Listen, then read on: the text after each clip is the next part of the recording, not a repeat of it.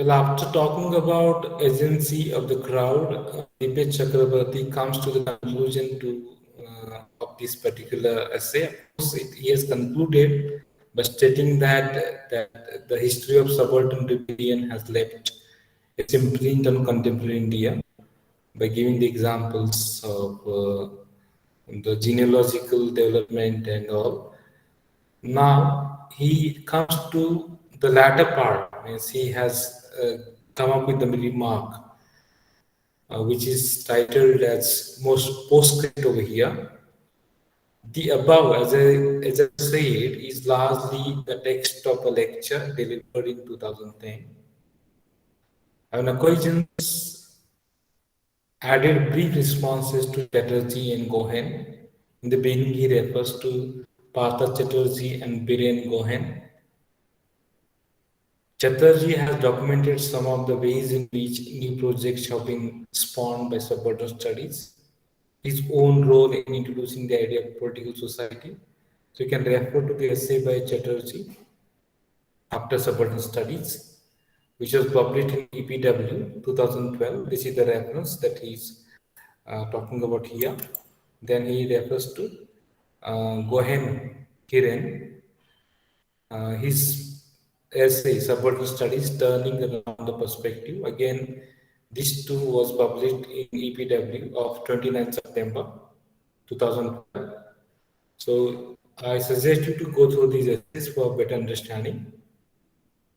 So both these contributors, both to subaltern studies, talk about political society that many have found useful in a powerful instance of how the original projected has mutated.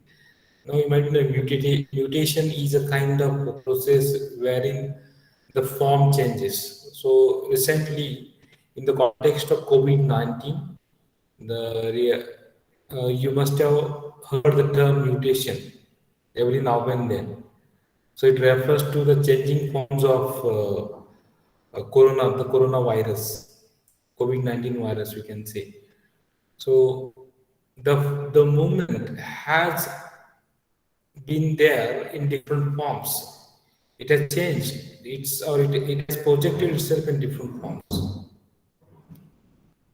Gohen recommends a return, a wiser but inevitably sadder one, to the initial impulse of the series, to find a connection that is between emancipatory politics.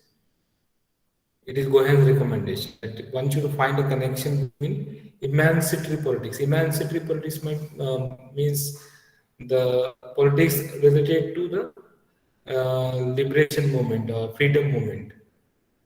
Not only Indian independence, even feminism was a kind of emancipatory politics, wherein you are demanding for liberty. So such kind of movements can be connected to this as well. So what he says again, he quotes a clear intention to eventually free mankind of its cycles. So he recommends this to find a connection, okay, between emancipatory politics and the academic studies. That is what he says. We should try to find a connection between both the political movement and academic studies.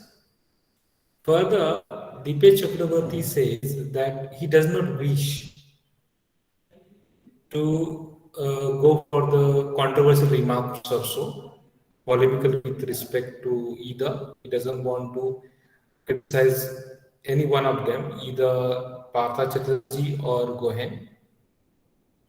Because both Chatterjee and Gohen are thoughtful scholars, and I have personally learned much from the writings of both. But it does seem to me that in the times that we presently live in, both globally and in India, okay, we've been living in the world of globalization. So we live both globally on the international level, on the global level, and at the same time we live in India. So the term local is being introduced many times. Any democratic endeavor will have to embrace a plurality of end goals. There should be plurality. There should be multiple ways of looking at the things. There is no single universally applicable description available anymore of what it might mean to talk about. There is no single approach as such. There is no single or universally applicable description. So again, he says, eventually freeing mankind of its shackles. I mean, there is no such method. Different approaches will be applicable to different kind of democracies.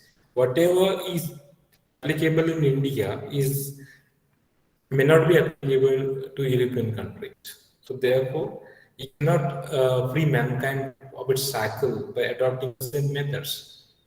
The evidence that human collectivities do not want to live under the domination of those who they regard as others.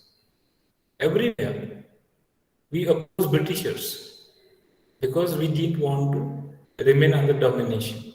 And this is the phenomenon everywhere. That is human psychology. It is a collective psychology.